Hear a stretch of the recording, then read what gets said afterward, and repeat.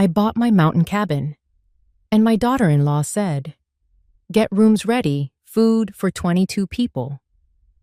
The key to my dream home had been in my hand for less than 24 hours when my daughter-in-law called to turn it into a hotel for 22 strangers. She thought she was giving me an order. She had no idea she was declaring war. Before we continue, please subscribe to the channel and let us know where you are listening in the comments. The silence was the first thing I'd bought. Not with money, but with 9 years of scrimping and saving, of grading papers late into the night until my eyes burned, of turning down summer vacations with friends. That silence, deep and pure as the mountain air, was my first true luxury. Here, in my cabin nestled in the Blue Ridge Mountains, the only sounds were the crackle of the fire in the stone hearth and the soft hiss of the first snowflakes melting against the window pane. It was just past 9 o'clock in the evening. I held a warm mug of tea in my hands, my fingers tracing the rim, and watched my own reflection in the dark glass. A woman of 72, finally at peace. Then the phone rang. Its shrill cry tore through the quiet, an alien sound in this wooden sanctuary. I flinched, spilling a little tea on the worn armchair. My son, Nathan, was the only one who had this number. I set my mug down, my heart thumping with a sudden, nameless dread. But it wasn't Nathan's voice that greeted me. It was his wife's, Cynthia. Her tone was clipped, polished, and utterly devoid of warmth, like ice cubes clinking in a crystal glass. "Marjorie? Good. You picked up." There was no hello, no how are you, no how's the new cabin, just the immediate assumption of my availability. "Cynthia," I said, my voice steady despite the tremor in my hand. "Is everything all right?" "Everything is perfect. Listen, I need you to do something for me. Get the rooms ready, and you'll need to prepare food for 22 people. We're on our way up now. It's for an important event." I went completely still. The fire crackled, oblivious. Outside, the wind howled, as if in protest. 22 people. The words echoed in the cavernous silence of my mind. This cabin had 3 bedrooms.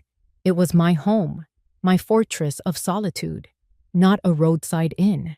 I could feel the key in my pocket, the one the realtor had handed me just yesterday afternoon. Its edges were still sharp, unfamiliar.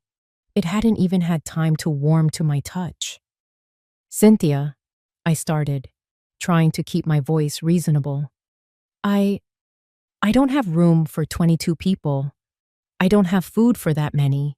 I only just moved in." A sigh of exasperation traveled down the line, a sound I knew all too well. It was the sound she made when I was being difficult, slow, or simply in her way. "Don't be dramatic, Marjorie. They're investors. This is critical for Nathan's future, our future. Just make it work. We'll be there in about 3 hours." And then the line went dead. I stood there, phone in hand, the dial tone a dull buzz in my ear. The call was a block of ice thrown into the tranquil lake of my new life, and the ripples were spreading fast, chilling me to the bone. Shock was the first wave. Then came the familiar sting of being dismissed, of my dreams and my comfort being treated as a mere inconvenience. I walked to the window and looked past my own reflection, out into the swirling snow. The darkness was absolute, swallowing the light from my cabin just a few feet from the porch. They were coming, an army of 22, led by my daughter-in-law, to invade my peace. The shock receded, and in its place, something else began to rise. It was cold, hard, and heavy, like a stone forming in my chest. It was resolve. I looked back at my reflection in the glass, at the shadow I cast on the log wall behind me. It wasn't the shadow of a frail, retired schoolteacher. It was taller, somehow, stronger. A slow smile touched my lips, one that didn't reach my eyes. "All right, Cynthia," I whispered to the howling wind. "You can come, but this is my mountain." The sun rose the next morning with a quiet defiance, as if it had no knowledge of the impending invasion. Golden light sliced through the tall pines, striping the wooden floor of my living room. The air was crisp and smelled of pine needles and old books, a perfume I'd waited nearly a decade to breathe. Cynthia's phone call felt like a bad dream, a phantom menace that the daylight should have chased away. But it hadn't. They were still coming. I poured myself a cup of black coffee, the steam warming my face, and decided I would not let them steal this morning from me. This was my first full day in my own home. Come hell or high water, I was going to claim it. I knelt on the floor and sliced open the first of many cardboard boxes marked books. And the scent that rose to meet me was my life story, the dusty, sweet smell of paper and ink. These were not just books, they were milestones. I pulled out a worn copy of To Kill a Mockingbird, its spine soft and creased from years of use. Holding it, I was transported back to my cramped apartment, the lamp on my desk the only light in the room at 2 a.m. I could almost feel the familiar ache in my back and the burn in my eyes from grading stacks of student essays, my red pen flying across the pages. Every checkmark, every correction, was a penny in the jar for this cabin. Next came a slim volume of Robert Frost's poetry. I ran my thumb over the embossed title. This book was the weekend tutoring sessions, the Saturday mornings I gave up for 9 straight years. While my friends were enjoying brunch or going to the farmer's market, I was explaining iambic pentameter to teenagers who would rather be anywhere else. I remembered one boy, so bright but so lost, who finally understood the beauty of The Road Not Taken. The look of discovery on his face had been a deposit into my cabin fund, a payment worth more than the check his parents wrote me. I began to line the shelves, organizing them not by author or genre, but by memory. Each book I placed was a testament to a sacrifice made. A collection of Shakespeare's tragedies represented the old, rattling car I drove for 5 years longer than I should have, praying it would start each winter morning. A thick biography of Marie Curie was the vacation to Italy I turned down, listening to my friends' excited plans with a smile plastered on my face while my heart ached with longing. I told myself that one day, I would have a view that rivaled anything in Tuscany. And now, looking out my window at the majestic sweep of the Blue Ridge, I knew I'd been right. This cabin wasn't a gift. It wasn't an inheritance or a lucky break. It was a fortress I had built myself. One graded paper, one missed vacation, one sacrificed weekend at a time. It was the physical manifestation of my own grit. I had earned the right to this peace, to this silence. The thought of Cynthia and her parade of investors descending upon it, treating it like a backdrop for some shallow business deal, made my hands clench. They saw a rustic building. I saw my life's work.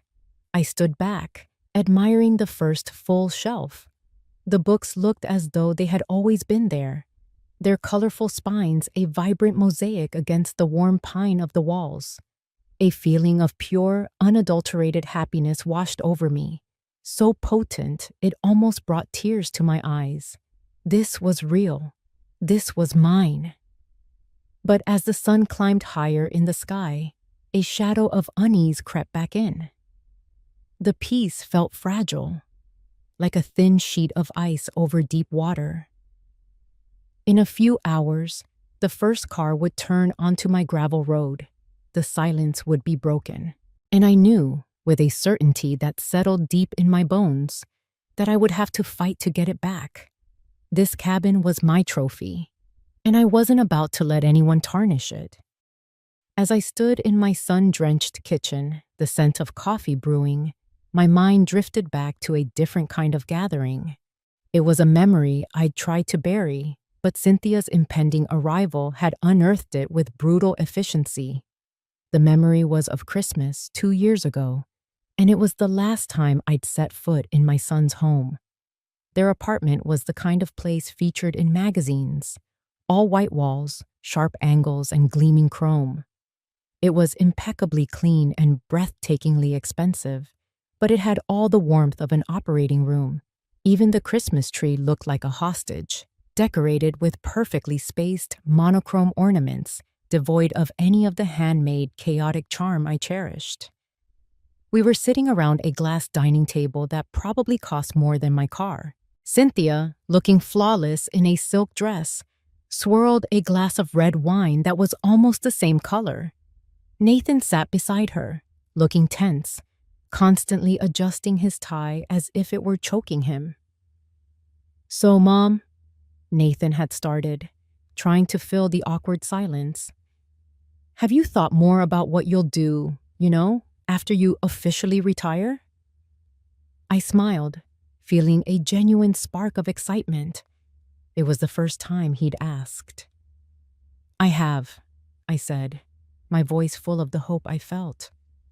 "I'm saving up. I want to buy a small cabin up in the Blue Ridge Mountains, a quiet place with a fireplace and room for all my books." I saw the look that passed between them, a quick, almost imperceptible glance. It was Cynthia who spoke, her voice dripping with a condescending sort of amusement. "A log cabin?" She took a delicate sip of her wine. "You're still dreaming about that? Mom, who even moves to the mountains these days? It's the middle of nowhere. It's peaceful," I said, my smile tightening at the edges. "It's what I've always wanted." She let out a small, tinkling laugh that didn't reach her eyes. "I'm just being realistic. Your teacher's pension, well, it probably wouldn't even cover the cost of a fence out there. You should think about a nice condo, something practical. We could even help you find one nearby." Her words were designed to put me in my place, to shrink my dream down to a manageable, sensible size that fit into her world. Every syllable was a pat on the head to a silly old woman. I looked to my son, my only son, hoping for a word of defense, a simple, "Let her dream, Cynthia." He said nothing. He just stared down at his perfectly arranged plate of food, refusing to meet my eyes. He picked up his fork and meticulously cut a piece of asparagus. That silence, that simple act of looking away, was a betrayal far sharper than Cynthia's cruel words. It told me everything I needed to know. He had chosen a side, and it wasn't mine. The familiar feeling of being looked down upon, of being treated as a relic from a bygone era, washed over me. I had felt it many times since Nathan had married her, but this time was different. The hurt was still there, a dull ache in my chest, but beneath it, something else sparked to life. It wasn't sadness. It was a cold, hard ember of anger, an anger that burned with the quiet intensity of a pilot light, waiting for the right moment to roar to life. I took a calm sip of water, placed my napkin on the table, and looked Cynthia directly in the eye. I didn't raise my voice. I didn't argue. I simply smiled a tight, private smile. And in the silence of my own mind, I made a promise to myself. A promise that was as solid and real as the mountain I dreamed of. "You'll see," I thought. "One day, you will both see." Now, standing in the kitchen of that very cabin, the dream she'd mocked made real by my own two hands, I felt that ember glow. They thought they were coming here to use my home and walk all over me one more time. They had no idea that for the past 2 years, I hadn't just been saving money. I had been building resolve, and my foundation was rock solid. There was no point in sitting around waiting for the storm to hit. After a quick breakfast, I pulled on my heaviest coat, locked the cabin door behind me, and crunched through the fresh snow to my car. My old Subaru, the one Cynthia hated so much, started up with a reassuring rumble. There was only one person I could talk to about this, one person who would understand the unwritten laws of this mountain. I needed to see Clifford. The drive to his place, a small inn and tavern called the Hidden Nook, took about 20 minutes down the winding mountain road. The snow-laden branches of the pines drooped over the asphalt, creating a silent, white tunnel. It was beautiful, but today, the beauty felt menacing, like a calm before a battle. Clifford's Inn was built from the same dark timber as my cabin, with a wide porch and a curl of smoke rising from a stone chimney. Inside, it was warm and smelled of wood smoke and brewing coffee. The walls were covered in Clifford's own photography, stunning black and white portraits of the mountain in all its moods, and of the faces of the people who lived here, their features as rugged and weathered as the landscape itself. Clifford Hayes was 74, a retired photojournalist with eyes that had seen more of the world than he let on. He was standing behind the heavy oak bar, polishing a glass. He looked up as I came in, his weathered face breaking into a warm smile. "Marjorie," he rumbled, his voice like gravel rolling downhill. "You're out early. Coffee's fresh." "I need more than coffee, Clifford," I said, sliding onto a bar stool. "I need a war council." He put the glass down and leaned on the bar, his smile fading into a look of concern. "That doesn't sound good." I told him everything. I laid out the whole absurd story, the phone call, the demand, the 22 investors, the complete and utter disregard for my home, my peace, my existence. I expected him to be shocked, to offer sympathy, to shake his head at the audacity of it all.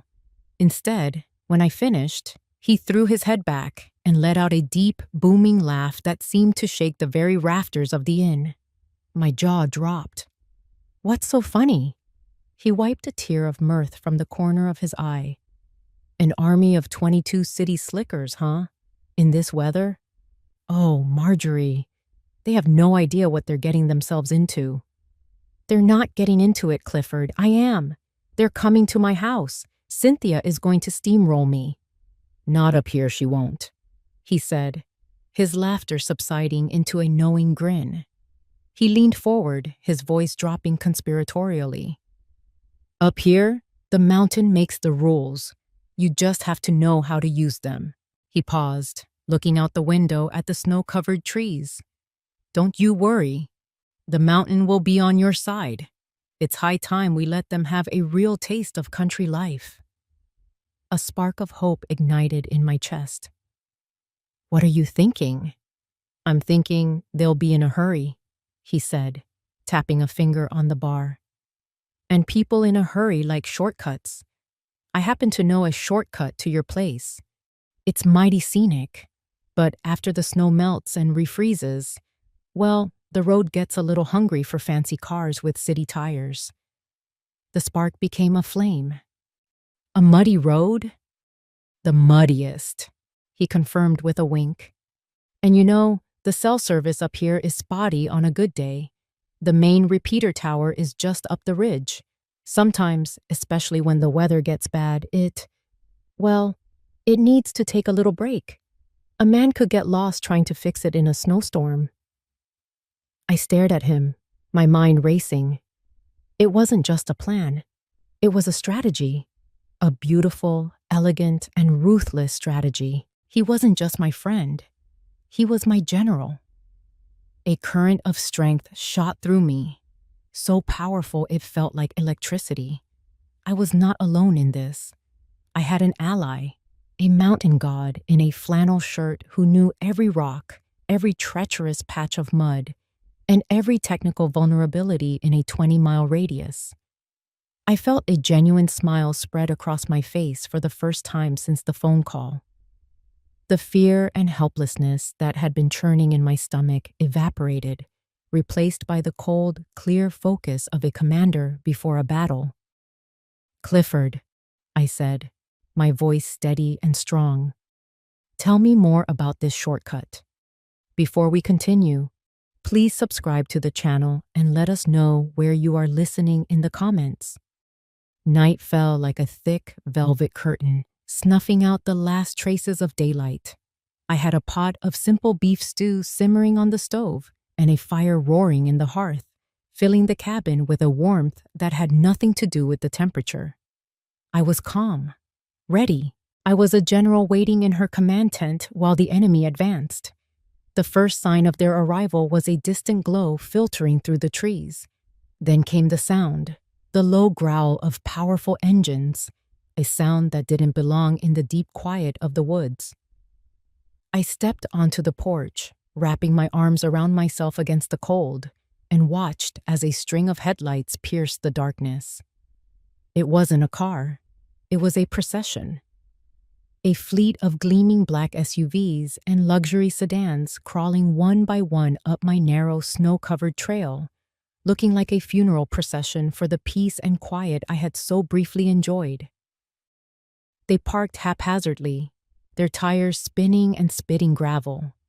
Doors opened, and the forest was suddenly filled with the sound of loud voices, ringing laughter, and the electronic chime of car alarms. 22 people spilled out into the night, a flock of exotic birds suddenly released into a barnyard.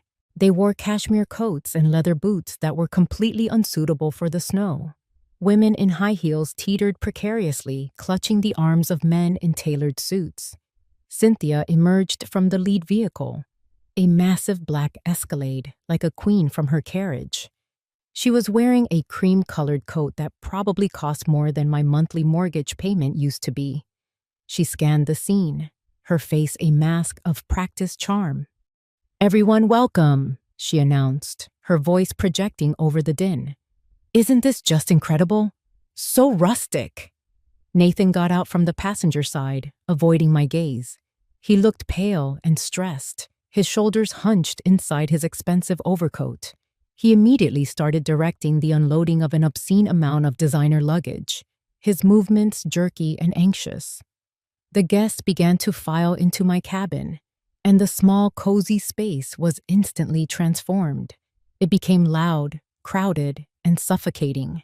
The air, once filled with the scent of pine and wood smoke, was now thick with a dozen competing expensive perfumes. They moved around the room with a restless energy, touching things, peering at my books, their eyes sweeping over my home as if it were a curious little stage prop.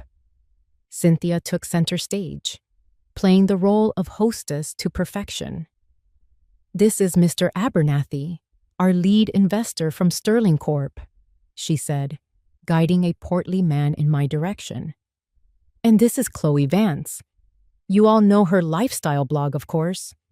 She went down the line, introducing a cast of characters who all looked vaguely the same, polished, wealthy, and utterly out of their element. They shook my hand with cool, manicured fingers, their smiles never quite reaching their eyes. They offered polite but empty compliments. "What a charming little place," one woman said, her eyes flicking toward the ceiling as if checking for spiders. My cabin, my sanctuary, had become a showroom. I stood by the fireplace, a quiet island in a sea of noise and artificiality, and simply watched. I was a queen in my own castle, observing the clumsy maneuvers of foreign invaders who knew nothing of the land they had just entered. I saw Cynthia pull Nathan aside into the small kitchen alcove. I was close enough to hear her whisper, her voice a sharp, urgent hiss. "Everything depends on tonight, Nathan. This is our last shot. Don't you dare screw it up." Nathan just nodded, his face grim, looking like a man walking to his own execution. He glanced over at me for a fraction of a second, and in his eyes, I saw a flicker of desperation, a silent plea. But it was gone as quickly as it came, buried under the weight of his wife's ambition. I turned my attention back to the fire. The logs settled with a soft crackle and a shower of sparks. The guests were loud, confident, and in control. They thought they were the predators here, the sharks in a small pond. They had no idea the water was about to get very, very deep. The next morning, the cabin was a disaster zone of discarded wine glasses and pastry crumbs. The guests emerged from their makeshift sleeping arrangements looking rumpled and irritable. Their city polish had been significantly dulled overnight. Cynthia, however, was already in full command mode, dressed in an impossibly white ski jacket, clapping her hands to rally her troops. "All right, everyone, rise and shine. Today we have a real treat, a guided nature walk to see the famous Laurel Falls," she announced with forced enthusiasm. A collective groan rippled through the room. Right on cue, there was a heavy knock on the door. I opened it to find Clifford, looking every bit the seasoned mountain man in a flannel jacket and a warm beanie. He had a thermos in one hand and a cheerful grin on his face. "Mornin', Marjorie," he said, then tipped his head to the assembled crowd. "Heard you folks were looking for an adventure. The main road to the falls is probably a bit slick today, but I know a shortcut. The views are 10 times better, guaranteed." Cynthia's eyes lit up. This was perfect for her narrative, an exclusive, off-the-beaten-path experience. "A shortcut? How wonderful! Everyone, did you hear that? We're getting the authentic local tour." I watched as the plan clicked perfectly into place. The guests, eager to get this over with, grumbled but followed Cynthia's lead, piling back into their pristine vehicles. Clifford gave me a slow, almost imperceptible wink before climbing into his old pickup truck to lead the way. I stayed behind, promising to have a warm lunch ready for their return. The trap was set. All I had to do was wait. An hour later, I was tidying the living room when I heard the first faint, angry roar of a revving engine echo through the valley. I smiled. The show was beginning. As Clifford later described it to me, the shortcut started innocently enough, a narrow dirt road winding through a beautiful grove of hemlock trees. But as they descended into a low-lying hollow, the ground changed. The thin layer of snow gave way to a thick, soupy mire of red clay mud, courtesy of the melted snow and the freezing rain from the night before. Clifford's truck, with its heavy-duty tires, plowed through it without a problem. The first SUV behind him, a shiny BMW, wasn't so lucky. Its driver, the investor named Abernathy, tried to power through. The sleek tires spun uselessly, just digging the vehicle deeper into the muck, flinging arcs of thick, wet mud all over the car behind it. The engine whined, then stalled. He was dead in the water. One by one, the entire procession came to a halt. They were trapped on a narrow road with no room to turn around. Doors opened, and men in expensive shoes stepped out, immediately sinking ankle-deep into the mire. Curses filled the cold mountain air. It was then that the second shoe dropped. A woman with perfectly styled hair, now looking frantic, pulled out her phone. "It's fine, everyone. I'll just call 8A." She stared at the screen, her brow furrowed in confusion. "That's weird. I have no service." A ripple of unease went through the group. Like a contagion, 21 other phones were pulled from pockets and purses. The verdict was unanimous. Every single screen showed the same two words: no service. The repeater tower, the single lifeline connecting this remote valley to the outside world, had gone silent. The panic began to set in, a quiet, creeping dread at first, then a more vocal, pointed fear. They were stuck in a ditch in the middle of nowhere. Their six-figure cars were useless lumps of metal. Their phones were nothing more than glass and plastic bricks. They were completely and utterly cut off. From my porch, I couldn't see them, but I could feel the shift in the atmosphere. The mountain had taken back control. I saw Cynthia, who had been trying to project an air of calm authority, finally lose her composure. Her voice, usually so controlled, was shrill with panic as she yelled at Nathan to do something. The faces of her prized investors, once smug and condescending, were now masks of mud-splattered disbelief and raw, undisguised fear. The queen and her court had just become prisoners of the wilderness. They straggled back to the cabin nearly 2 hours later, a defeated army retreating from a battle they never knew they were fighting. They were cold, mud-caked, and stripped of every last shred of their urban arrogance. The women's expensive hairstyles were ruined, the men's tailored suits were stained, and every face wore the same expression of weary disbelief. They collapsed onto my furniture without asking, their energy completely spent. The cabin, which had felt suffocatingly crowded the night before, now felt like a sanctuary, a lone bastion of warmth and light against the hostile wilderness they had just faced. Silence descended, thick and heavy, broken only by the crackling of the fire and the occasional chattering of teeth. The power dynamic had been shattered, and no one knew the new rules. Cynthia paced back and forth in front of the hearth, her white ski jacket now streaked with mud. She was trying desperately to project an image of control, but the frantic, jerky movements gave her away. "Okay, everyone," she said, her voice a little too loud, a little too bright. "Let's not panic. This is just a temporary setback. An adventure. We'll have a story to tell." No one looked convinced. The investor, Abernathy, glared at her from his seat on my sofa. "An adventure? My $200,000 car is currently sinking into a bog, Cynthia. I'm not in the mood for stories." The atmosphere was turning ugly. Before a full-blown mutiny could erupt, I stepped forward. "Dinner is ready," I announced quietly. All eyes turned to me. I moved to the stove and lifted the lid off the heavy cast-iron pot. The simple, hearty aroma of beef stew, potatoes, and wild herbs filled the room. Last night, this meal would have been met with disdain, a quaint, rustic novelty. Tonight, it was a lifeline.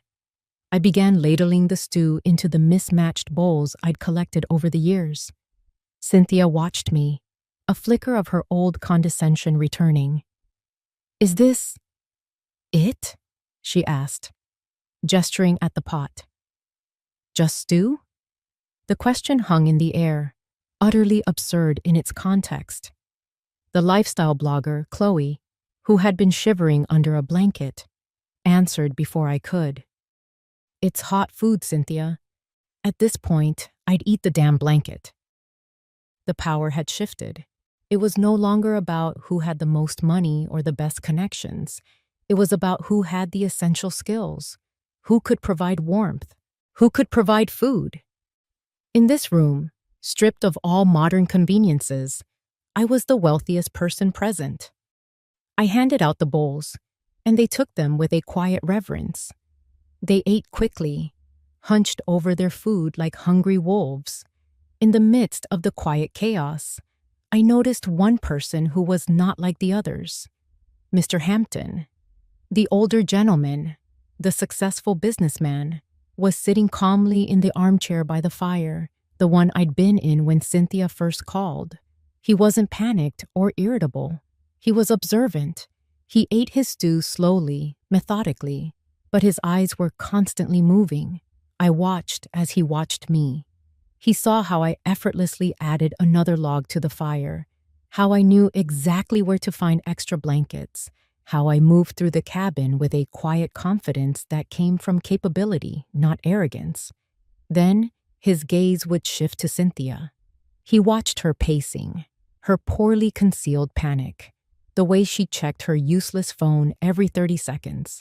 He was watching us like a scientist observing two different species in a new environment.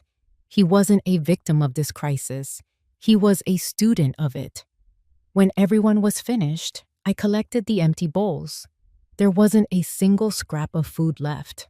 The guests were now looking at me with a new kind of respect, a primal understanding of who held the real power.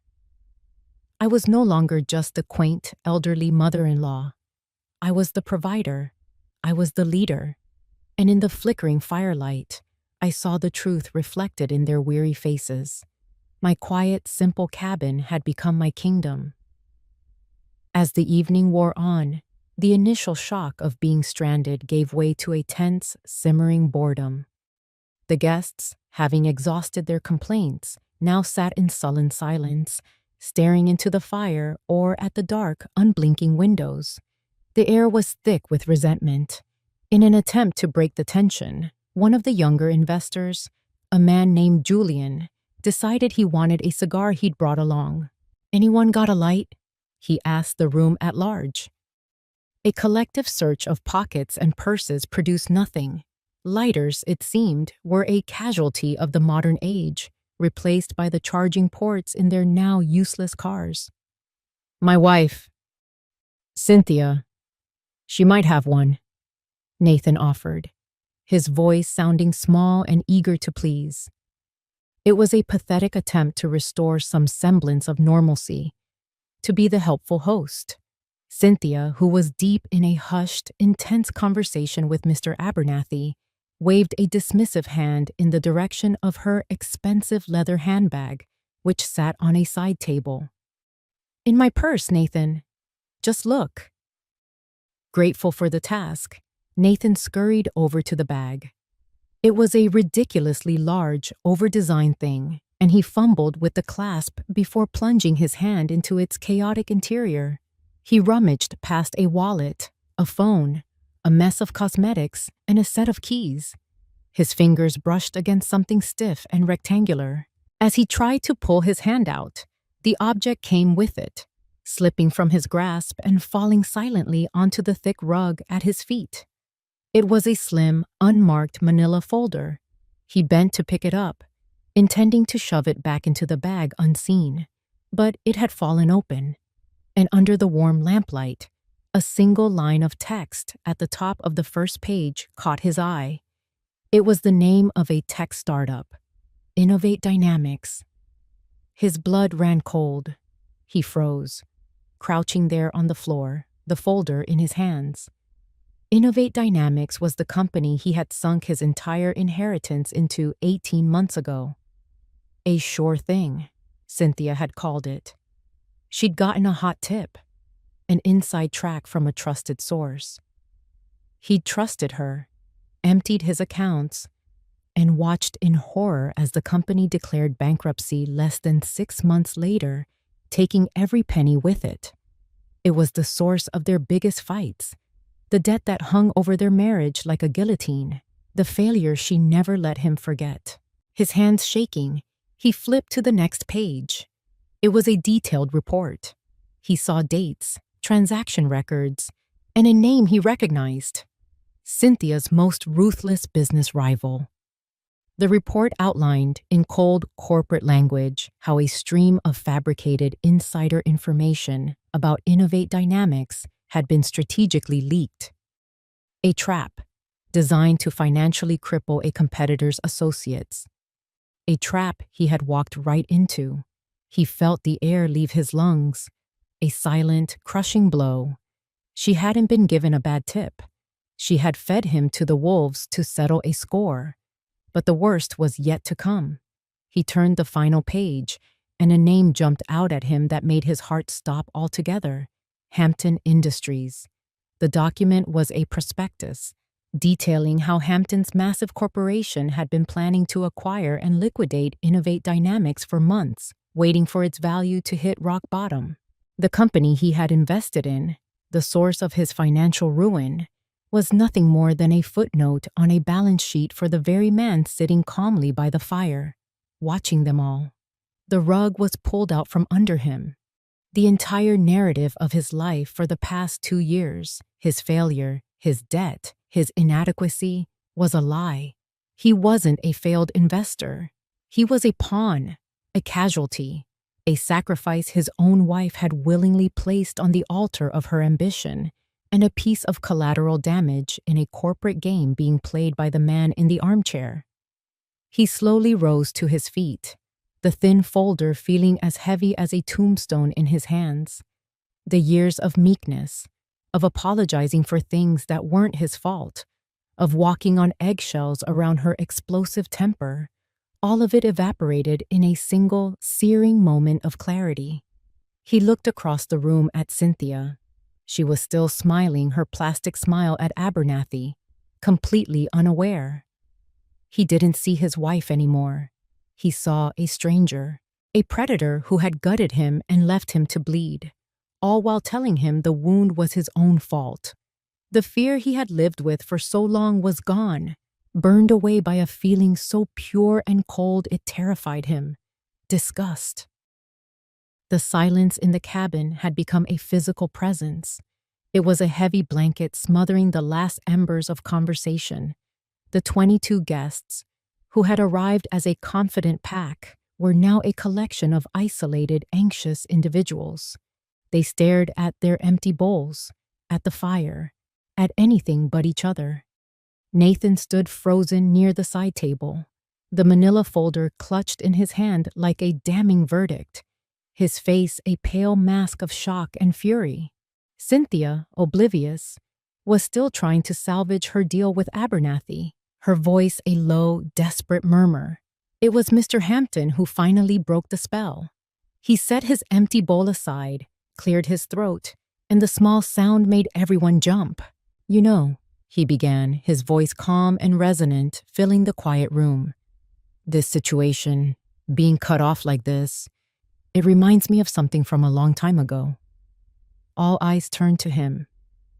In a room full of people desperate for a distraction, a story was a welcome gift. "It was 1975, he continued, looking into the flames as if the memory were playing out there. "I was a boy, not much older than 15. My family didn't have 2 nickels to rub together. I was smart, but I was angry. Angry at the world. I was all set to drop out of high school and go work at the mill. Seemed like my only option." He paused, letting the image settle. "But there was this one teacher, an English teacher. She was young, barely making enough to get by herself. But she saw something in me that I couldn't see. She saw potential where I only saw a dead end. She started staying after school with me, tutoring me for free. When I told her I couldn't afford the books we were supposed to be reading, she'd show up the next day with a used copy she'd bought with her own money. She told me I wasn't destined for the mill. She told me I was destined for a university." He smiled a small, genuine smile. "When the time came to apply for scholarships, I refused. I told her it was pointless, that a kid like me would never get one. The next day, she came to my house. She sat at our rickety kitchen table with my mother and me, and she filled out the application herself. She even paid the application fee out of her own purse." Abernathy and the others were leaning forward now, captivated. It was a classic rags to riches story, the kind they all loved. "I got the scholarship," Hampton said quietly. "A full ride. It changed the entire course of my life. That single act of kindness was the foundation everything else was built on." He finally looked away from the fire, his gaze sweeping across the room until it landed on me. His eyes were filled with a deep, profound respect. "That teacher," he said, his voice clear and strong, "was Mrs. Marjorie Callahan." A collective gasp went through the room. All heads swiveled in my direction. I sat there, stunned into silence by the sudden revelation. The memory of a skinny, angry boy with brilliant eyes flooding back to me after all these years. Then just as quickly, Hampton's demeanor shifted. The warmth in his eyes vanished, replaced by a chilling coldness. He turned his head slowly, deliberately, until his gaze was locked directly on Cynthia. The air crackled with tension. "I learned a valuable lesson from my teacher," he said, his voice dropping to a near whisper, yet every word was as sharp and clear as a shard of ice.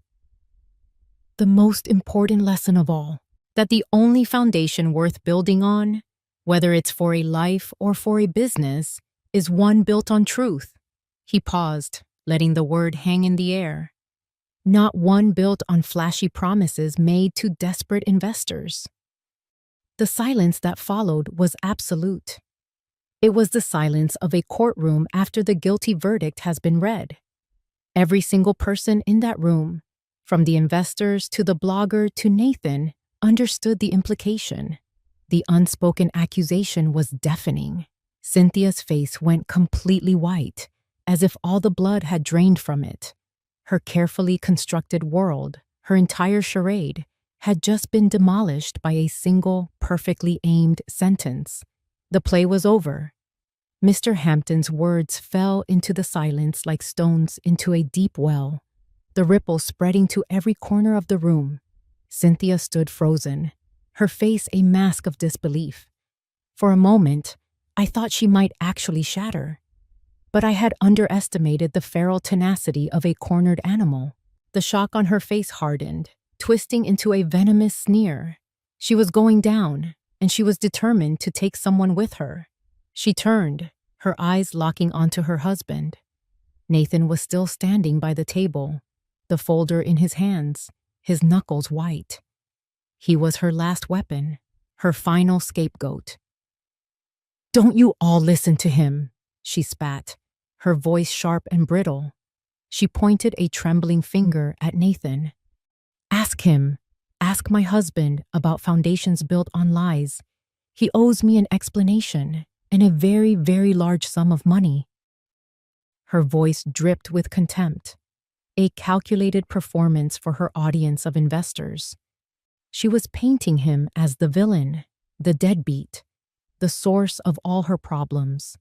It was a move she had perfected over years of private arguments and public humiliations. It had always worked. It had always made him shrink, apologize, and retreat. But not this time. Something inside Nathan had fundamentally broken and been rebuilt in the last 10 minutes. The man who straightened his shoulders and met her gaze was not the man who had arrived at my cabin the night before. His fear was gone, replaced by a righteous fury that was terrifying in its stillness. "A debt?" he said, his voice dangerously quiet. He took a step forward, then another. "You want to talk about debt, Cynthia?" He walked to the center of the room, right into the circle of stunned onlookers. And with a flick of his wrist, he threw the manila folder onto the rough-hewn coffee table. It landed with a soft, definitive slap that echoed louder than a gunshot in the silent room. "This debt?" he roared, the sound ripping from his throat, raw and full of pain. "The debt you manufactured? The debt you saddled me with when you fed me a lie to ruin a business rival?" He jabbed a finger at the folder. "It's all in there. The fake tip, the setup, everything." He finally looked at her, and the look in his eyes was one of pure, unadulterated loathing. "You didn't just let me fail, Cynthia. You orchestrated it. You destroyed me to get ahead." The room erupted in a cacophony of gasps and shocked murmurs. The investors stared, first at the folder, then at Cynthia, their faces a mixture of horror and dawning comprehension. They weren't just witnessing a marital spat. They were witnessing the public execution of a business deal and the unmasking of a fraud. Cynthia stared at the folder, then back at Nathan, her mouth opening and closing like a fish, but no sound came out. The blood drained from her face, leaving it a waxy, pale yellow. Her mask of control had not just slipped. It had been violently torn away, revealing the desperate, ugly truth beneath. Nathan wasn't finished. He turned to Mr. Hampton, who had been watching the entire exchange with the calm, detached interest of a chess master watching his opponent fall into a well-laid trap. "And you," Nathan said, his voice shaking but strong. "Hampton Industries. You were waiting in the wings the whole time, ready to pick the bones of the company I'd been tricked into investing in." The second secret was now out in the open, laid bare for everyone to see. The investors looked at each other, their expressions hardening. They were sharks who had just realized they were swimming with an even bigger shark, and that the entire venture they'd been pitched was built on a foundation of lies, betrayal, and corporate sabotage. In that moment, Cynthia's collapse was total. She had lost her investors. She had lost her husband. She had lost her dignity. She stood alone in the center of my cabin, exposed and utterly powerless, a queen without a kingdom, a con artist whose final con had spectacularly imploded. The fire Clifford had helped me build earlier now blazed in a stone pit a few yards from the cabin, a circle of warmth and light under a vast, star-dusted sky. No one had suggested it, but the group had migrated outside, as if the cabin's walls could no longer contain the explosive tension. They stood around the flames, not for camaraderie, but like moths drawn to a light in the disorienting darkness. They were a jury now, and Cynthia was in the dock.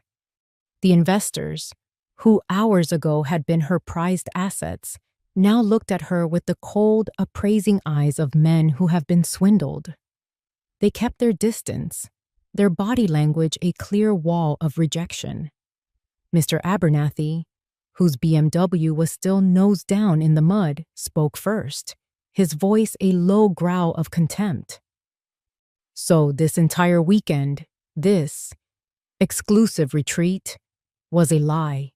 You brought us up here on a false pretense to pitch a deal that was already rotten to the core. Cynthia flinched but said nothing. She had no defense left. Mr. Hampton, who had been silently observing, stepped forward. The firelight carved sharp, predatory lines onto his face. He was no longer the benevolent benefactor from a long-ago memory. He was the CEO, the hunter, moving in for the kill. My interest, and the interest of my firm, is officially withdrawn, he announced, his voice cutting through the cold night air. There was no emotion in it, just the finality of a judge's gavel. Furthermore, in light of Mr. Callahan's testimony, Hampton Industries will be launching a full internal investigation into the source of the market manipulation that targeted him. We have a zero-tolerance policy for such fraudulent activities. He was washing his hands of the whole affair, positioning himself as a champion of ethics while simultaneously twisting the knife. He let that sink in, then delivered the coup de grâce. He looked directly at Cynthia, his expression devoid of pity. However, your company is now in a uniquely vulnerable position. It is over-leveraged, its reputation is about to be non-existent, and its leadership is compromised. He paused.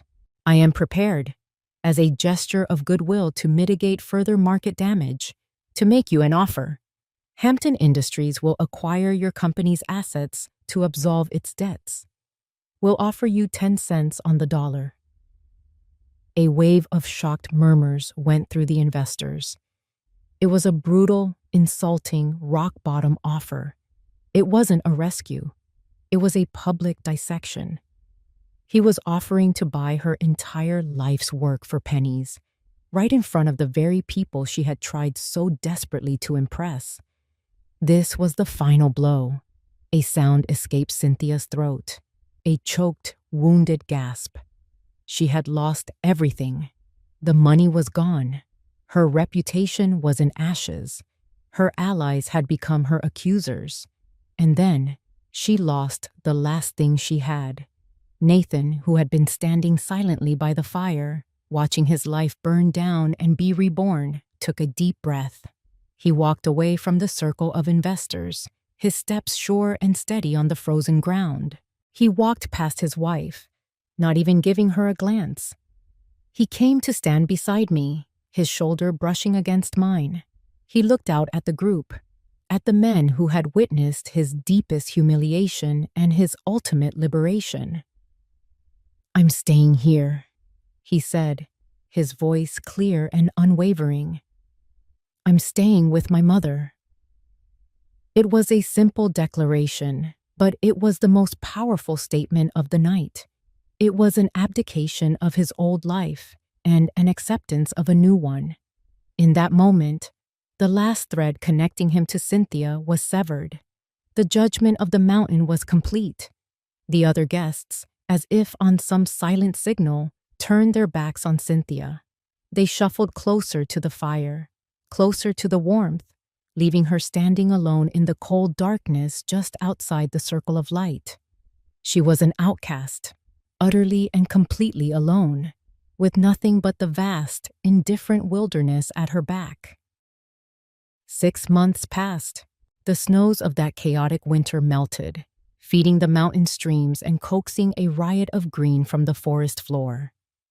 Summer arrived in the Blue Ridge Mountains, not with a roar, but with a gentle, warm sigh. The air was now thick with the scent of honeysuckle and damp earth, and the silence was a living thing, filled with the drone of bees and the lazy chirping of cicadas. I was sitting on my front porch in my favorite rocking chair, a well-worn copy of Whitman open on my lap. The sun warmed my face, and a gentle breeze rustled the leaves of the tall oak tree that shaded the cabin. This was the peace I had worked for, the silence I had fought to reclaim. It was deeper and sweeter now, earned through fire. A letter had arrived in the mail that morning, bearing a postmark from a small town just one valley over. It was from Nathan. He wrote to me every week. He had finalized the divorce, a quiet affair with no fight left in Cynthia. He'd taken a job managing a local bookstore, a world away from the high-pressure finance job he'd hated. He wrote about the simple pleasure of recommending a good book to a customer, of walking by the river on his lunch break. He was healing. He was finding his way back to himself, and his letters were filled with a lightness I hadn't heard in his voice in over a decade. He was free. Of Cynthia, there was no word. She had vanished from our lives as completely as a wisp of morning fog burning off in the sun. Her company had been absorbed, her name disgraced. She had flown too close to the sun, and the mountain had simply refused to break her fall. As I was folding Nathan's letter, the mail carrier's truck rumbled up my gravel driveway again. It was unusual to get a second delivery. He handed me a small, heavy box, postmarked from New York City. The return address simply read, Hampton Industries. I took the box inside and sat at my kitchen table, turning it over in my hands. I carefully cut the tape and lifted the lid. Inside, nestled in a bed of black velvet, were 2 items. The first was a fountain pen, a magnificent instrument of polished black lacquer and gleaming silver. It was elegant, expensive, and perfectly balanced. It was a writer's pen. Beneath it was a sealed envelope. My fingers trembled slightly as I opened it. Inside was a cashier's check. The number written on it made me gasp. It was an astronomical sum, far more than Nathan had ever lost. A short typewritten note was clipped to it. It read, For damages, and for the first lesson, W. Hampton. I stared at the check, at the long string of zeros. It was a king's ransom. It was the kind of money that could change a life, the kind of money Cynthia had been willing to destroy her own soul for. It was a piece of that other world, that world of power plays and corporate warfare, delivered right to my quiet doorstep. I picked up the pen. It felt cool and solid in my hand. This, I understood. This was a symbol of a debt that had nothing to do with money. It was a message between a student and his teacher, a piece of a shared history. I stood up, walked over to my old wooden desk, and opened a drawer. I placed the check inside, underneath a stack of old photographs. It could stay there. Nathan was building a new life, one that wasn't measured in dollars and cents. He didn't need this, but the pen I kept. I placed it on the desk right beside my reading glasses. Later that afternoon, I took a hammer and a nail and hung a small hand-carved wooden sign I'd been working on next to my front door.